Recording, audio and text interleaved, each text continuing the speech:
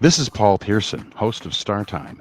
And when I'm not driving my sweet AMC Pacer through the car wash, I'm listening to Rainier Avenue Radio .world. You missed a spot. Do you have an idea for a community project in your neighborhood? You could be eligible for up to $50,000 in funding through the City of Seattle's Neighborhood Matching Fund. Grants are awarded to grassroots projects that build stronger communities, with an emphasis on projects led by impacting Black, Indigenous, and people of color BIPOC communities. To learn more about the Neighborhood Matching Fund or to see if your project meets the criteria, visit seattle.gov/neighborhoods/NMF. This is Big Poppy, host of Jazz from the Cabinets.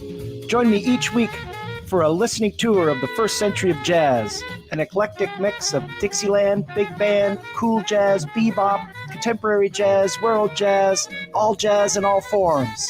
That's Jazz from the Cabinets with Big Poppy on Rainier Avenue Radio, streaming worldwide on RainierAvenueRadio.world. 1, 2, get down!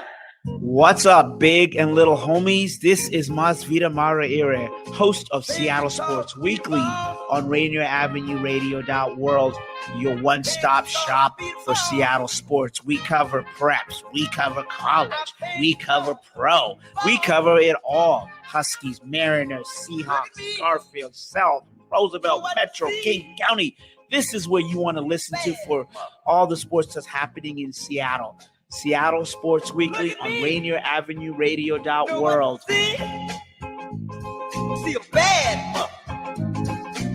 Generational wealth.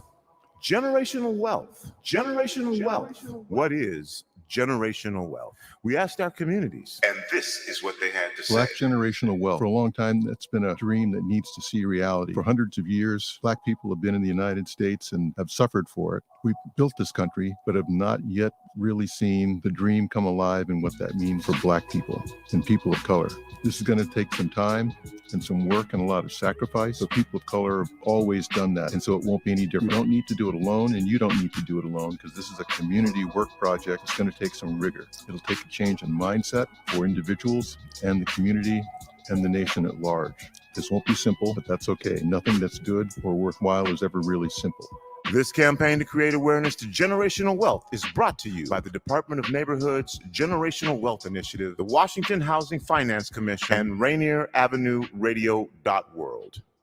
Here with the Rainier Avenue Radio traffic update. You can listen to us in your car 24/7 anytime by downloading the free TuneIn app. Once you do, search Rainier Avenue Radio. And remember, do not curse out your fellow drivers. This has been your Rainier Avenue Radio traffic update.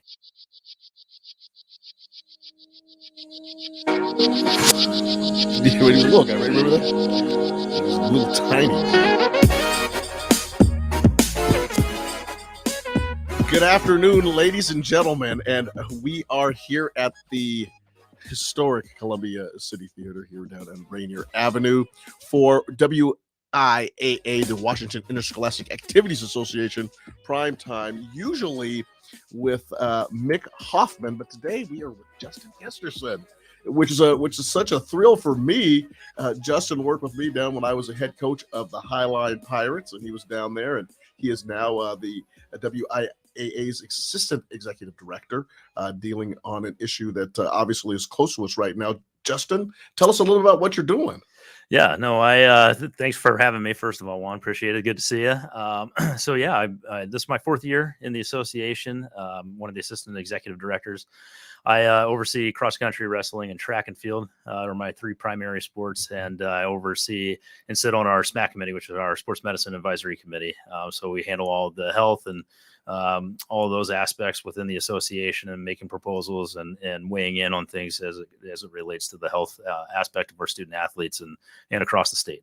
Justin, obviously, in regards to the health aspects in our country, and I love what Jim Nantz said the other day during the television broadcast of the Cincinnati Bengals versus Buffalo Bills game about the injury, the sudden cardiac arrest that occurred on the field with Damar Hamlin. It was something that brought our entire country together. And obviously, I would love to know when you heard about the incident, when you had a chance to see it, and obviously the importance that has been stressed on the emergency management teams and the EMTs that are down there on the field and work with these athletes, certainly at the NFL at a very, very high level, as also with the high school level. Tell us what went through your mind, and what did you see in regards to how that situation was handled? Yeah, I think the the first thing that popped in my head was just the appreciation, obviously, that they have medical staff sideline or on the field at all times at NFL games. Right, those folks are all well staffed. They've got tons of money thrown into those, and they've got plenty of resources on the sidelines. A number of doctors and stuff, and so that's a benefit of the NFL. Major college football and major college programs. It just reflects back on to what we do at the high school level, limited resources that we experience across the state, from rural to urban, private and public schools, just the difference and the variation of that. But just really first and foremost, just thankful for having those people on the sidelines to address them quickly. But then, it definitely gets your wheels spinning in how we can provide at least the requirements to have resources at those facilities and stuff to make sure that those things can be addressed as quickly as possible on the field at the high school level. We described them in the classes that I was in as a catastrophic injury, and obviously that's the way that we're trained as coaches, and as you brought up, I mean, when the resources are as limited as they are, the coaches become trained in first aid and CPR, and we Mary Sagal, who was our athletic director at Highline High School, we went out and we would practice in emergency situations, but there's nothing like when a catastrophic situation occurs on the field, whether it's something, a physical aspect, a knee, or something happens to one of the structures of the bone, or if it's something that happens in this case, like a sudden cardiac arrest. Tell us what is the EMT's role? How do they go about determining the situation, and how does that whole ecosystem work to make sure that the athlete is safe? Yeah, I think that if you're lucky enough to have EMTs on site the entire time at your events, you're pretty lucky in this day and age. I mean, just between the cost of staffing those folks at your site, and then just that overall role, that's something that I think is unique to some areas, because most schools and districts don't have that opportunity to have the EMTs just part inside the stadium. That's just kind of the world that we live in, at least here in Washington. It's not a common thing to see, especially in these urban areas and stuff, and in the inner cities, like what you and I are experienced in Highline. We didn't have that staff there part all the time. So, I think the big thing is just their role really is that if they are there, then obviously they come out and the first guard against that is really the coaches and the athletic trainers. And again, you talk about another resource that's limited for a lot of schools. The number of athletic trainers is down nationwide. We talk about shortages of officials, shortages of athletic trainers. I work closely with our athletic training group here in Washington State, the State Trainers Association. And, they're always talking about that, their low numbers and how hard it is to staff events across the week at every school. If they can make that happen, they would. And so there's a lot of moving pieces when it comes to high school sports and the medical care that's provided. But, in that ecosystem, I mean, obviously the primary thing is to get to the student and figure out what's going on first and foremost, whether they're conscious or unconscious. Plays a big deal in what those next steps are, obviously. And the DeMar Hamlin situation, they got out there very quickly, recognized that he was unresponsive. And, that's the thing that's come out of this, is the chest compressions really ultimately were what saved his life. And for the duration of how long they were doing those, really kept him alive. And we've seen that, across the country at the high school level, where there's stories like that. They're just not seen on national television, like in this case. And so I think it's for the disaster that it was, obviously there's been great news coming out of that. And then it's brought a spotlight to this issue and has helped in that promotion of making sure that everybody has emergency action plans, and that sudden cardiac training is now, coming to the forefront, even though it's been there at the high school level. It's really kind of coming into that national spotlight. So there's been those blessings, but really going back to that question though, the ecosystem really starts with identifying what the issue is if they can, and then going by that step-by-step process and going from there. And Justin, talk a little bit about what the coaches have to go through, because as you know, I think people think that I just sit there and coaches just sit there and we draw plays all day. They forget to take into account that we also do laundry, and we also have to meet with teachers and faculty and administrators. We work with our booster clubs to raise money, but also, if you could let the public know, coaches also are trained in CPR and first aid, and we spend an inordinate amount of time pumping those chest compressions to make sure that we are understanding how to use CPR and the practice of CPR, and also the AEDs to make sure that we are up to speed on knowing how to handle one of those electrical defibrillators, which ultimately it looks like I think it's safe to say saved Damar Hamlin's life. Yeah, nail on the head there. Absolutely. Obviously, athletic trainers, EMTs, they're trained in this every day. They're like, this is what they go to school for and what they're trained to do. Coaches, you guys have all those other aspects as you refer to, and within our handbook, right, we have specific guidelines or rules that and trainings that have to take place that coaches are required to have before they can even turn out for the first day of practice and begin practicing. You've got sudden cardiac training that has to be done, and so that's a course that's good for 2 years, and then you have to be trained up on that. First aid CPR, our minimum at the standard is 3 years, so every 3 years you have to go through that training. Most school districts require it every 2, and then we have concussion training that is good for every 2 years as well. So we, as an association, make sure that coaches are up to date on all that information and are going through that repetition. We'd love to see it every year, but obviously you gotta account for the time and those requirements. But some districts in some of those facets do make it every year, just so that the coaches are trained up. And then, as you pointed out earlier, going through those emergency action plans and actually putting that training to use, walking your kids through those situations, all of those things become important as well. But yeah, there's a multitude of steps before you all step out onto the field or the court or into the swimming pool. That there's requirements that you have to do from that health and safety aspect from our standards, and then in addition to what your school district may have you do as well. It's so interesting from the perspective of being down around the field, and football is such a unique sport. I think it's such a beautiful sport, and all of us in this country that are attracted to the sport of football and ice hockey, for example, as well. It's the physical contact that really attracts a lot of people and creates fans of the sport. With that physical contact, obviously, it puts our athletes in a position where there could be injuries, and it's really, really interesting, Justin. In the years that I was a head coach at Highline High School and also at Franklin High School, I saw an edema. I saw a kid who had a brain swell. Actually, in the very, very first game that I coached, I've seen numerous fractures and broken bones and disfigured bones out on the field. But it's amazing as human beings, at least for me. I mean, something happened to the athlete, but your concern is for the athlete is so great. It isn't like you go into shock. I personally didn't go into shock. I mean, we went ahead and I listened to the emergency management team that was there, worked with the other coaches, and we were able to stabilize the situation. Suddenly, two people who are competing against each other, technically, and two teams that are competing against each other, suddenly we're all on the same team to protect the athlete.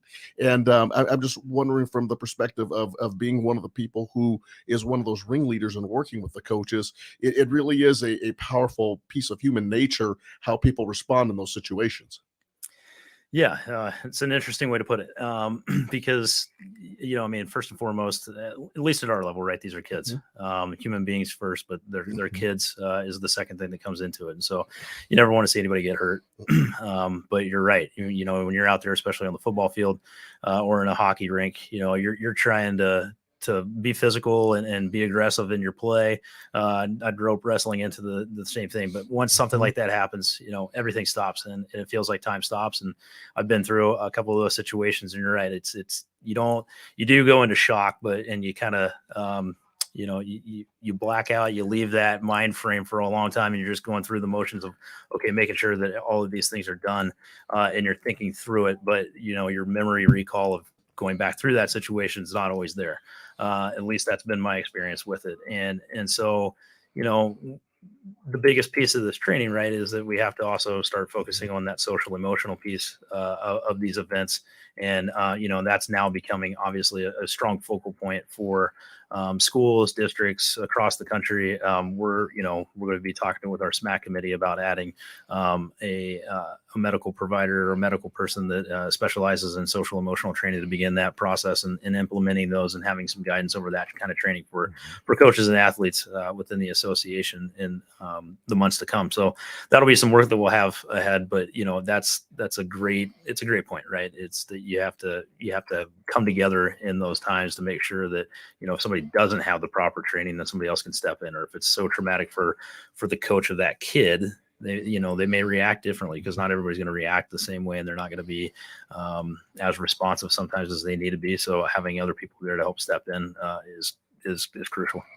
He is Justin Kesterson. He is an assistant director at the Washington Interscholastic Activities Association. He gave a list of the things that he oversees, and it was so long that I could not take mental notes on it. I do have mental notes, however, on your community radio station, our community radio station. Thursday night, the O'Day Fighting Irish are going to take on the Eastside Catholic Crusaders. That basketball game, I believe, is scheduled to begin at 7:30, and this is on Thursday evening.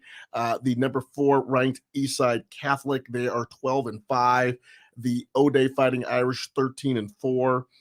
The number 3 ranked team in the state, a team that people have called in and say that I favor them. And I am an alumni of O'Day. And now that I have a son there and I'm making a major financial investment, if I am on the radio, I'm going to be pulling for O'Day. But I know that this is a big basketball game in the state of Washington. Certainly no respect to the kids out on the plateau.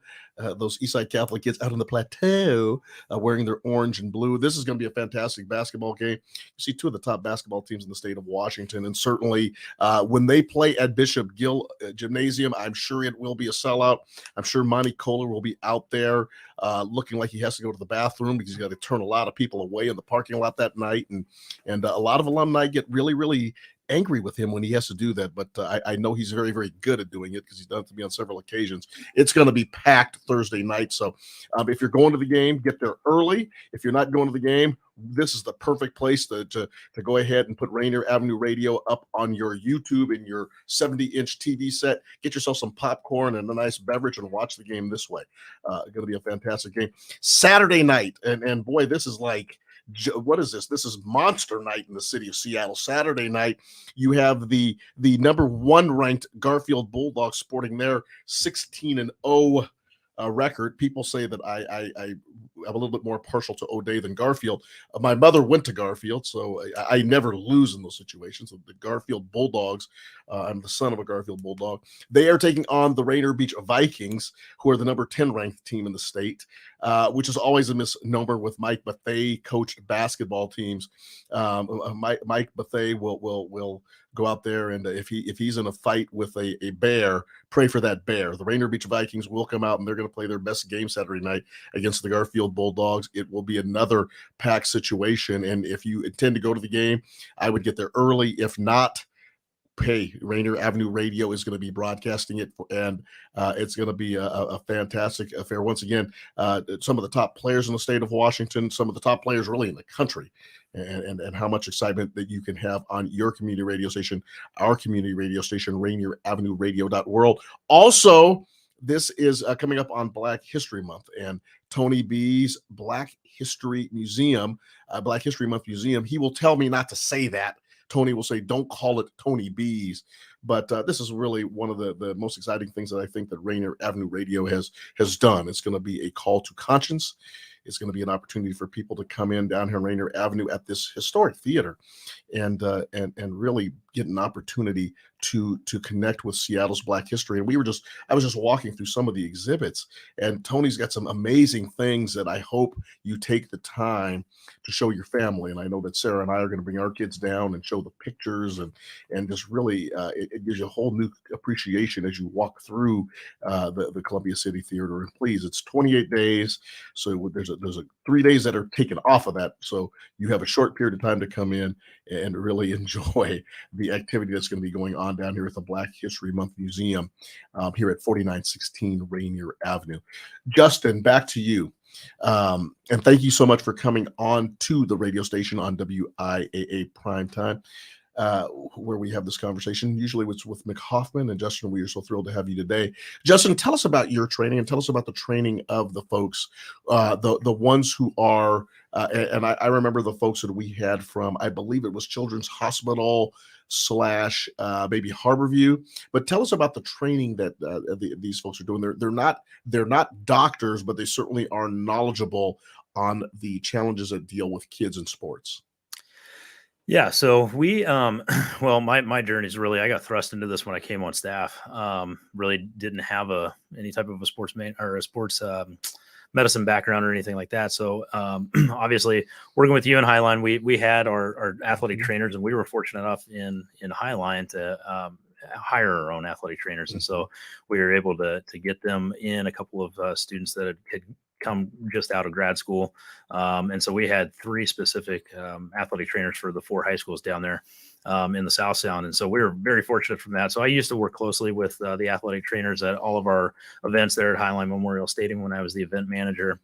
And then when I became the athletic director at Tyee, we had contract with Seattle Children's at that time for a 4th athletic trainer there in the district specific for Tyee. So worked with a couple of athletic trainers there. We put together emergency action plans when I was in the Highline district, really to draw out and bring awareness to exactly what you were saying, is to make sure that our coaches had the proper training in what they were required to do by the WIAA standards, but then also to make sure that specific to the facilities that they would be at for home events, their practice facilities and their game facilities. And so, which I think is extremely important. And so I brought all of that into the position, at least when I got the job at the WIAA.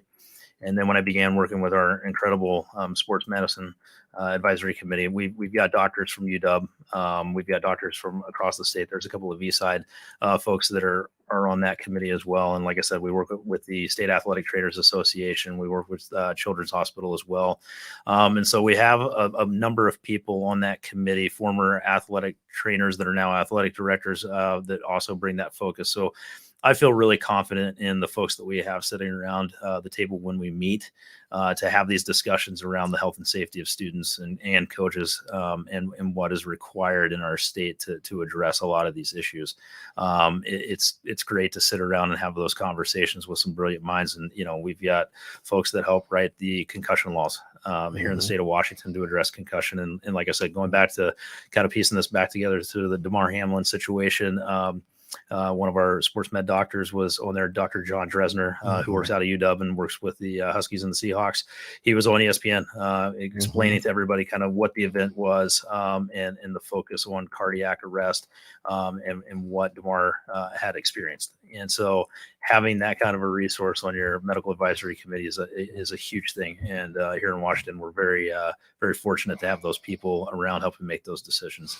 We are, and as I recall, about 10 years ago, 11 years ago, the Zachary Lystet law, or the RCW, however we do that in the state of Washington, concussions was such a huge issue. And let me ask you this, and I the last year that I coached was 2017, but certainly in regards to the implementation of all of the Lystet language, tell us about what the state has done to safeguard against concussions and second impact syndrome, which is something that we all found out about in regards to making sure that the kids take enough time off before they get back out on the field. Yeah. So when the Lysted law went through, obviously Dr. Stan Herring over at UW had worked closely with the family.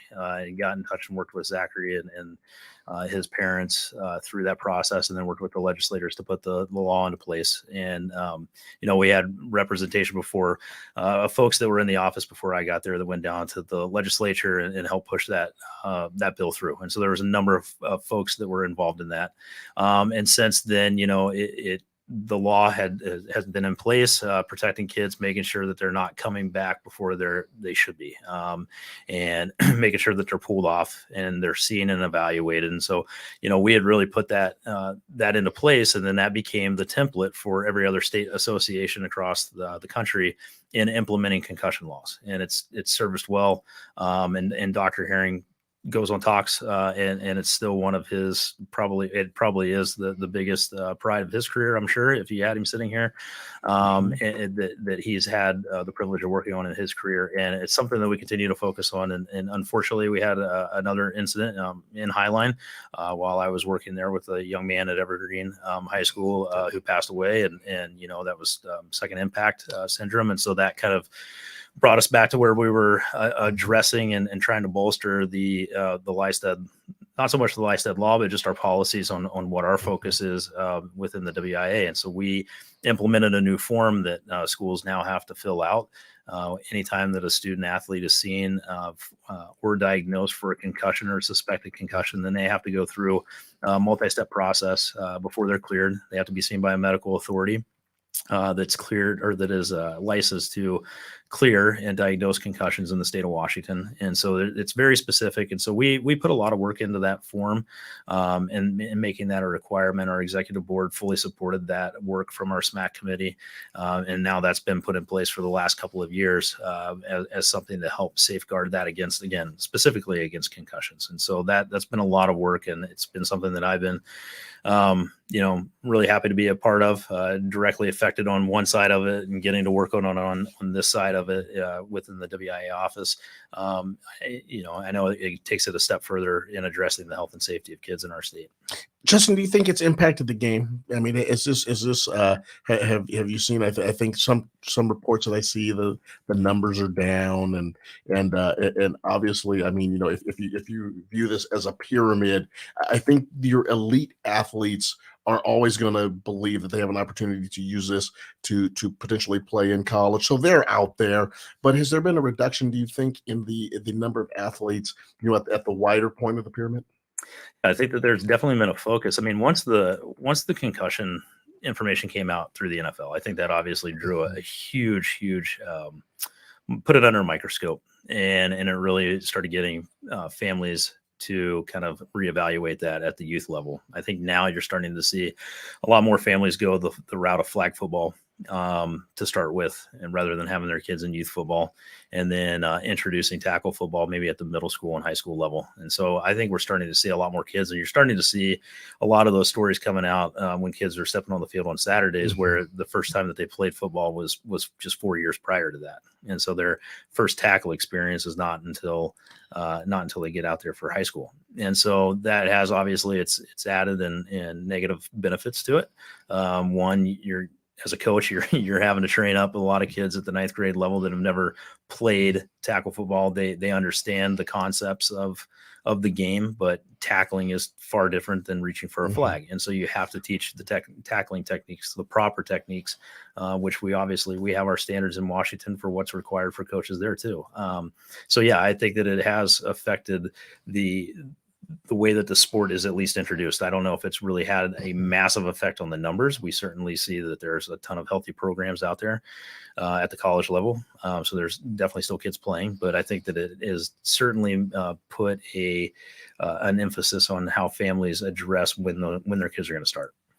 And one of the things that I heard Coach Chris Peterson of the University of Washington talk about was making sure that tackling was safer, and really that the use of the head in all sports is safer. If we are going to continue to have head injuries, what's going to happen is that parents aren't going to let their children play the game. And he was very, very adamant about teaching the right techniques. Have we seen over the last decade this response from coaches? Have we seen this response from the different administrators to ensure that we are teaching the safe techniques? And is that helping parents who are making decisions or let their children come and participate in the sport or not? Yeah, I think for us specifically, last year we went through a revision. We have the heads up tackling drills that have to be completed by coaches, and that has to address to make sure that the proper techniques are being taught to the coaches. Then it trickles down to the kids so that that's handled in the right way. And so one of the things that we had to do was, because NFL heads up kind of went away from that program, we implemented and used John Miller, who used to be a staff member, former football coach. John was a master trainer in heads up football. And so he came in, and Andy Barnes, who you spoke with a couple of weeks ago, he was in there, and he was able to get a tackling program together to teach the proper tackling techniques. So that's one of the ways that we're certainly addressing that. This is Justin Kesterson. He is one of the assistant athletic directors on a fine staff down at the Washington Interscholastic Activities Association. This is WIAA Primetime on your community radio station, Rainier Avenue Radio.world. We are going to take a short break, and we will come back and talk more about athletes and the people who work to protect them on your community radio station. This is Paul Pearson, host of Star Time. And when I'm not meeting Mrs. Jones in that cafe for a chat and nothing else, I'm listening to Rainier Avenue Radio.world. Do you have an idea for a community project in your neighborhood? You could be eligible for up to $50,000 in funding through the City of Seattle's Neighborhood Matching Fund. Grants are awarded to grassroots projects that build stronger communities, with an emphasis on projects led by impacting Black, Indigenous, and people of color BIPOC communities. To learn more about the Neighborhood Matching Fund, or to see if your project meets the criteria, visit seattle.gov/neighborhoods/NMF. You're listening to Rainier Avenue Radio.world. I'm Granville Emerson, along with my partner, Ronald Pepe Bean, and we host the show Little Line Sports right here on Rainier Avenue Radio.world, where we talk about football, basketball, local sports, national sports, Seahawks, UW, Seattle U Redhawks, Garfield Bulldogs, all that and more right here on Little Line Sports on Rainier Avenue Radio.world.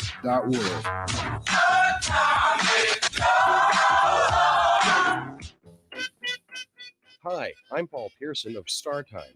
Did you know that back in the 1930s, Rainier Avenue Radio operated out of a supply closet in the Columbia City Sea First Bank? Well, times have changed, and so have we. Now you can hear all the great Rainier Avenue Radio shows on our mobile app for Android and iPhone. It's completely free on the Google Play Store and the iPhone App Store. The Rainier Avenue Radio app. This is Brenda Charles Edwards, host of Seniors Matter. Join me every week to get information on activities and issues that impact the lives of older adults and their families. That's Seniors Matter every week on Rainier Avenue Radio. Support for Rainier Avenue Radio comes from KCTS9 and Crosscut, presenting the Explore the Outdoors Family Fair on January 28th from 1 to 4 p.m. at Rainier Arts Center. Local community groups will provide activities for all ages to make the outdoors more inclusive and encourage a new generation to get outside. More information about Explore the Outdoors Family Fair can be reached at crosscut.com/events. You know you can't get enough of Rainier Avenue Radio.world.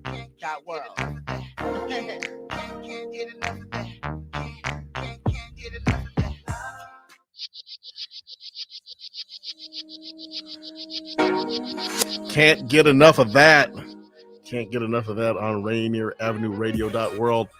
Juan Cotto touching bases with you, the voice of Metro League Baseball and personality here on Rainier Avenue Radio. And I am with Justin Kesterson, who is an assistant athletic director at the Washington Interscholastic Activities Association. And I think one of the tenets of modern management is to hire people who are smarter than you. And Mick Hoffman certainly has done that. He's got just a brilliant group down there, and we've had a couple of different opportunities to have his key staffers come down and speak with us, and Justin certainly represents that, and I think Mick would certainly agree to that here on your community radio station, our community radio station, Rainier Avenue Radio.world. If it looks a little different, we are in one of the broadcast rooms here at Rainier Avenue Radio, the current place where we normally host our show, our current stage, is currently being taken up by the Black History Month gala that Tony B is putting together, the Black History Month Museum.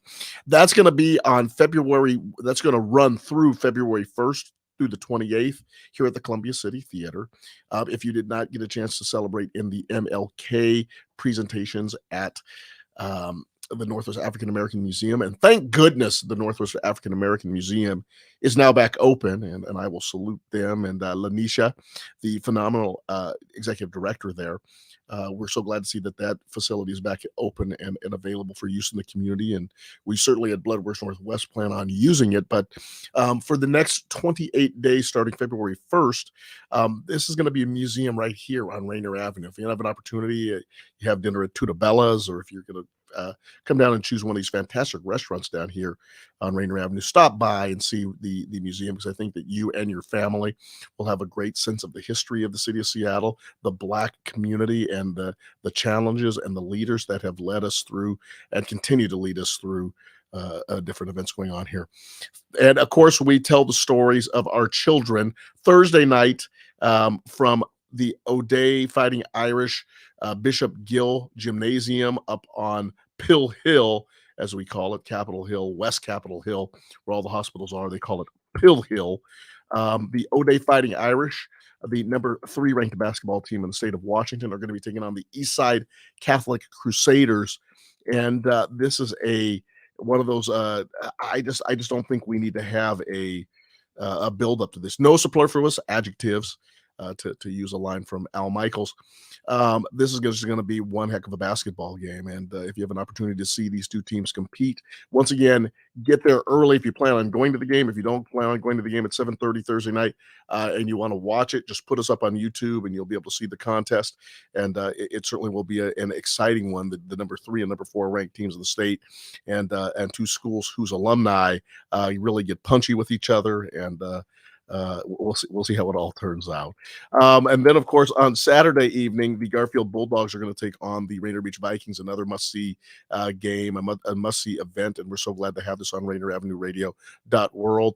Another event you're going to want to throw up on your device and see these two teams really get after it. And obviously, Garfield sitting on top of their 16-0 ranking. Some real close games recently. I know they just took care of Seattle Prep last night, 58-52, which is a little closer than one would expect. So we'll see what the Rainier Beach Vikings, sitting there with their robust number 10 record, have for them on Saturday night. That's 8:00 from Garfield High School. And now back to our guest, Justin Kesterson. Justin, let's talk about what is out there on the field. And obviously, you and I worked in football, and we know football. But let's talk a little bit about some other sports right now. There is a sport called soccer. And that's a sport right now that is increasing in regards to some of the physical contact, and some of the players in the MLS, some of the players internationally, they have had concussion syndromes. So we're wondering, in regards to soccer, how are we looking at the concussion aspect of it and the safety aspect of it? Yeah, I think that one of the big things is that youth soccer across the country, right? USA Soccer has addressed headers at the youth level, right? Trying to cut down on the amount of headers that younger kids have. And so that's become a focus, I think, at the national level. And for us at our level, our officials are really trying to spotlight it. And so if they see a collision that takes place, right, they're sending off kids right away. So they're kind of taking the guessing game out of it. If it's a severe collision, then they have the ability to just send the kids off and have them evaluated on the sidelines to help address that. If they're able to get up and walk, obviously, if they're down and a serious injury that they've sustained, then they call out hopefully the athletic trainers that are there.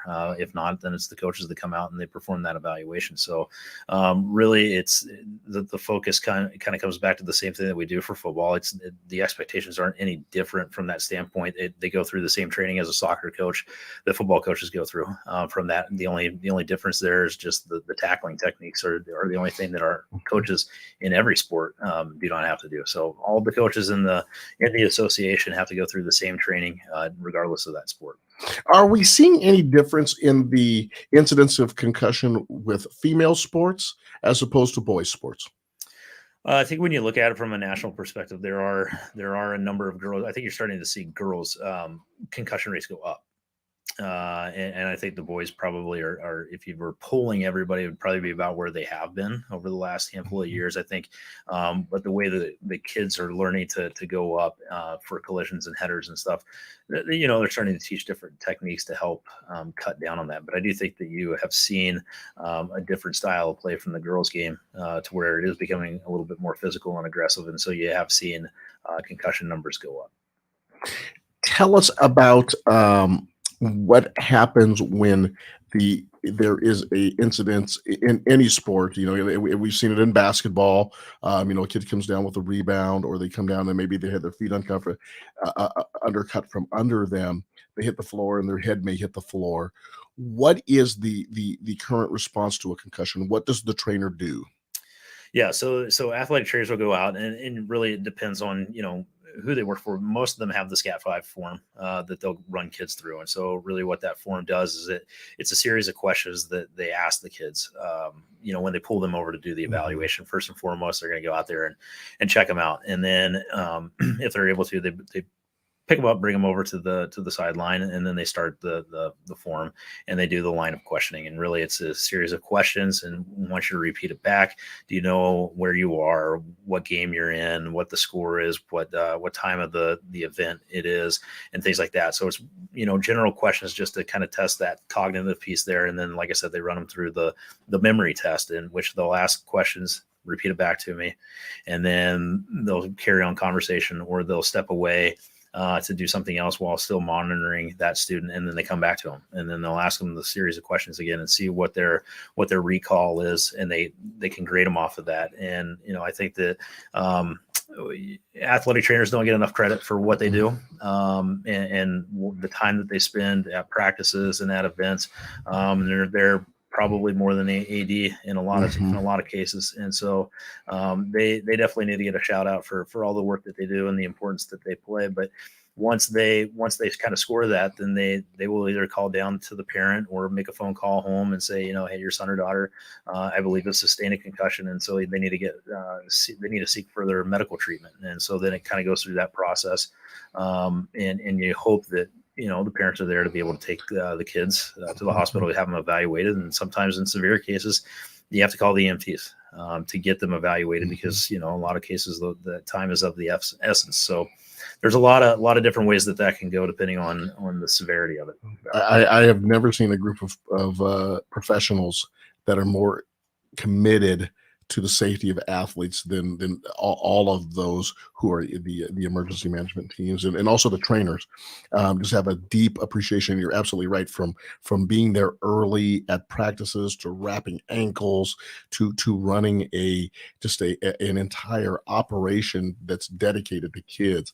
And you're absolutely right. I mean, I remember when I was at Franklin and coming from Fred Hutch, driving to Franklin every day, and the young lady who was our phenomenal trainer, she was incredible, but having a complete list for me of who could participate in practice, who was injured, who had more than just a soft injury, a tissue injury, and what types of injuries they were, and had such a great deal of regard for the kids. I think you're right. You can't shout out enough how committed they are to keeping our kids safe in these sports.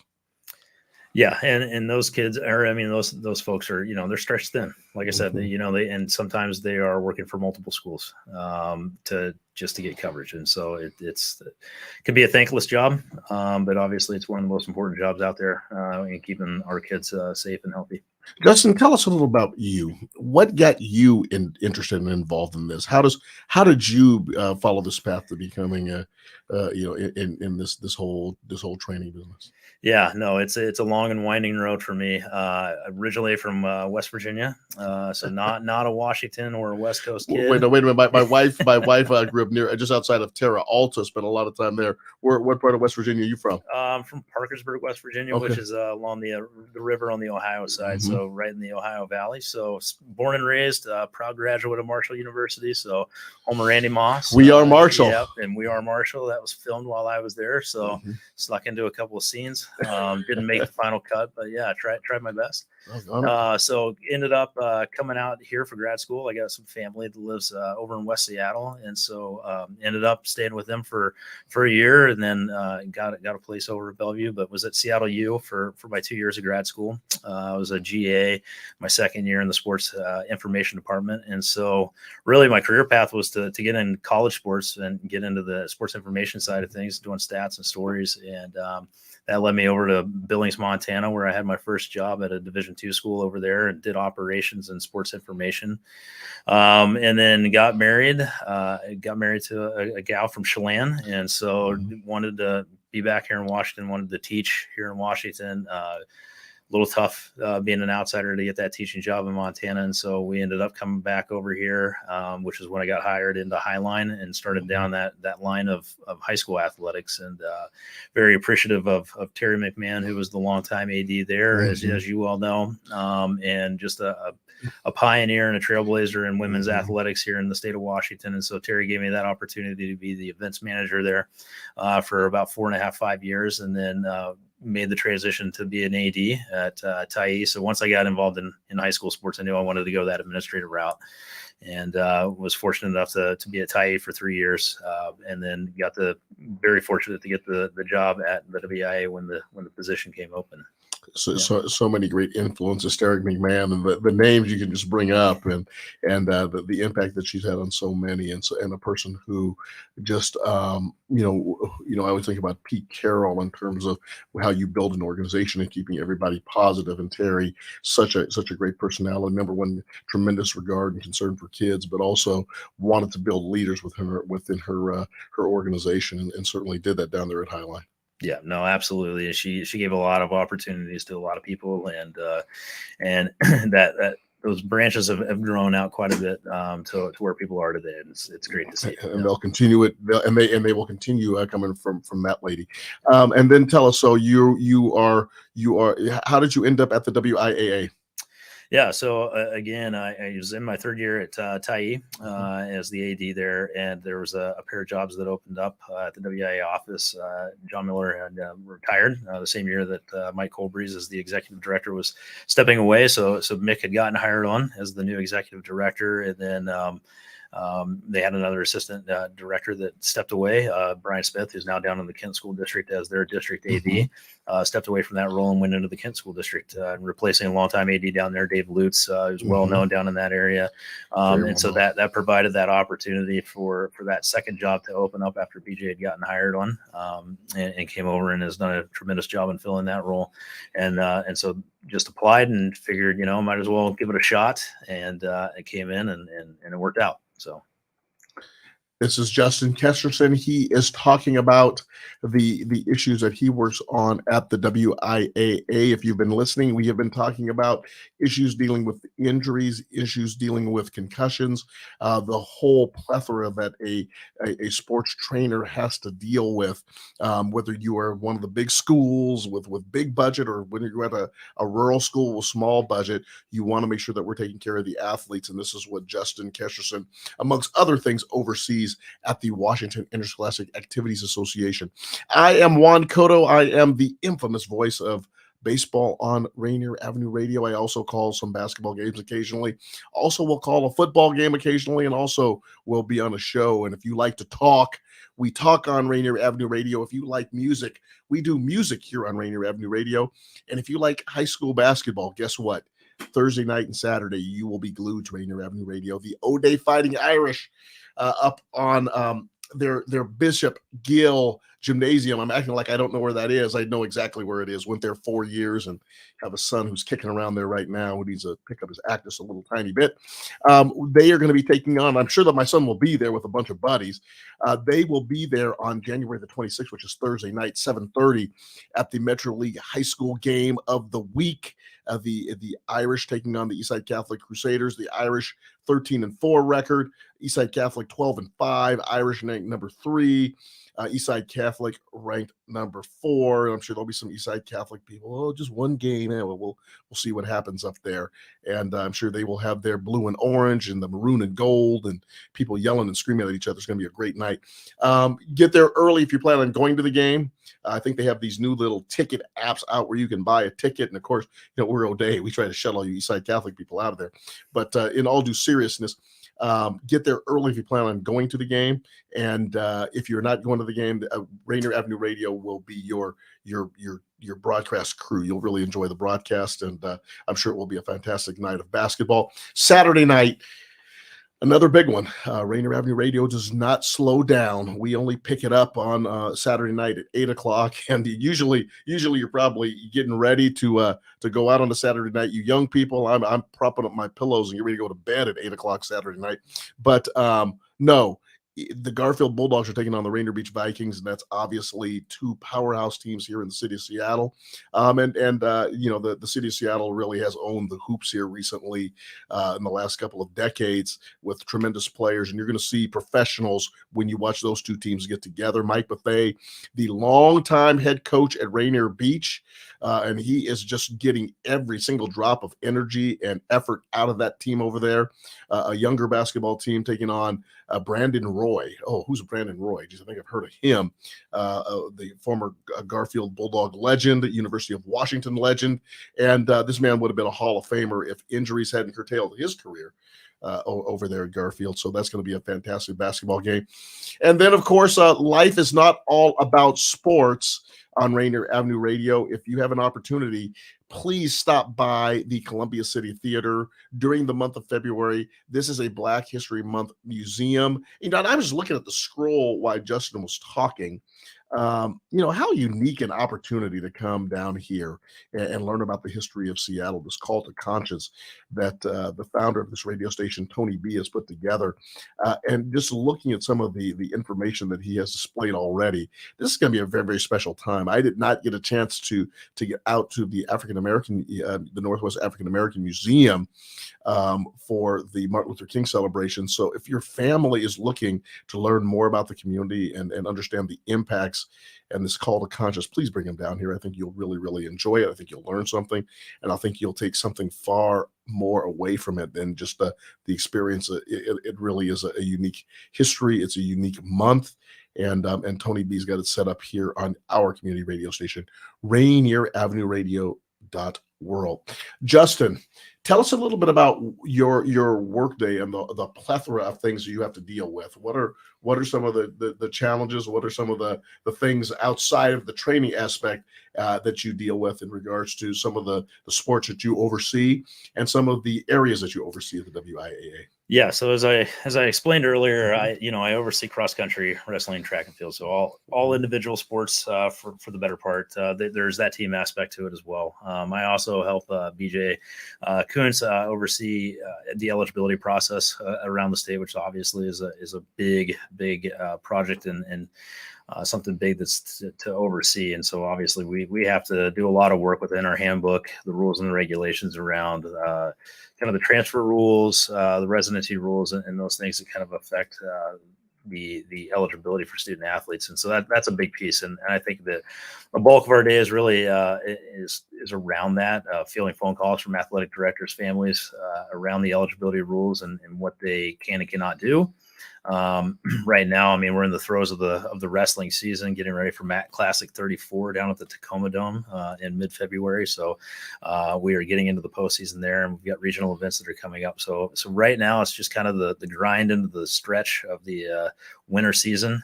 We're gearing up for all of our other winter championships, but each of us has our specific sports and activities that we oversee. And so right now, the bulk of my focus is really on wrestling, but we're gearing up for the beginning of track season, which is another animal with 2 giant state meets that culminate in the end of May. So that's the bulk of the work. Obviously, there is a connection to the kids in the areas that you work in, and obviously you are working to make sure that kids have a good experience.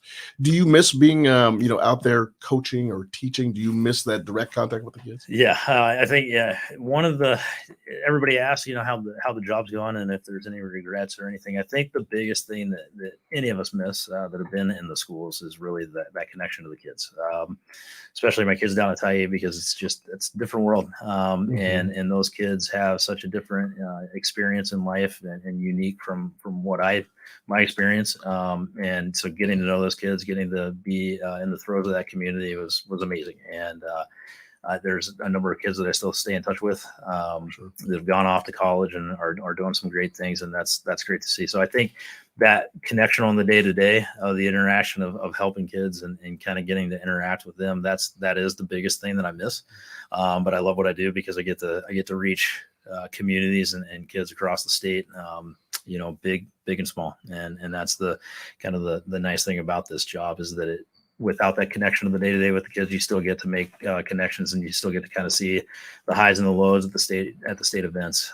So there's still a little bit of that connection there. The ability, obviously, to connect with kids is such a big part of what keeps us all in sports.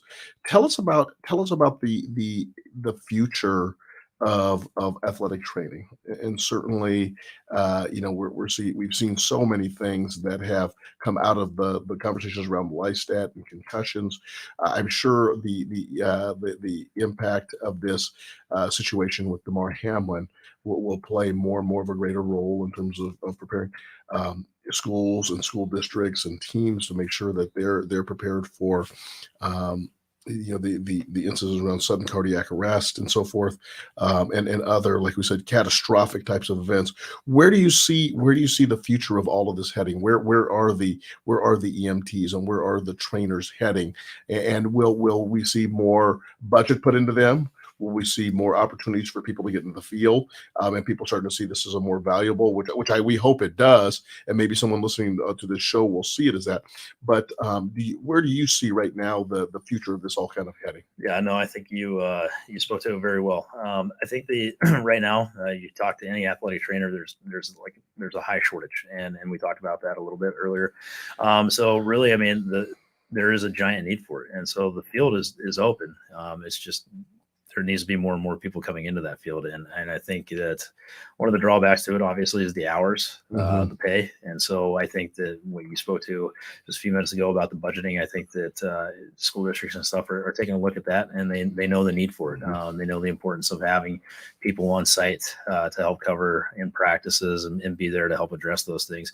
So I think that the call is there. It's just whether or not the budgets are going to allow for it with, just the volatility of the economy right now, affecting what schools are able to do within public and private, especially at the public school. The passage of levies and stuff help create those opportunities. And so it just becomes important. So right now, I mean, it's slim for those folks that are coming in. The jobs are there. They want, but there's a high need, but you just have to have the people that are coming out of it. And so there's going to have to be some systemic changes that take place within the AT world and their credentialing. I know that the credentialing changed just this year, and so it's made it a little bit tougher for people to get their licenses. But who makes that decision? Is that a state decision? Is that a national decision? Yeah, so that comes out of the national level from just talking to our State Athletic Trainers Association. A lot of that's just handled at the national level for their national licensing.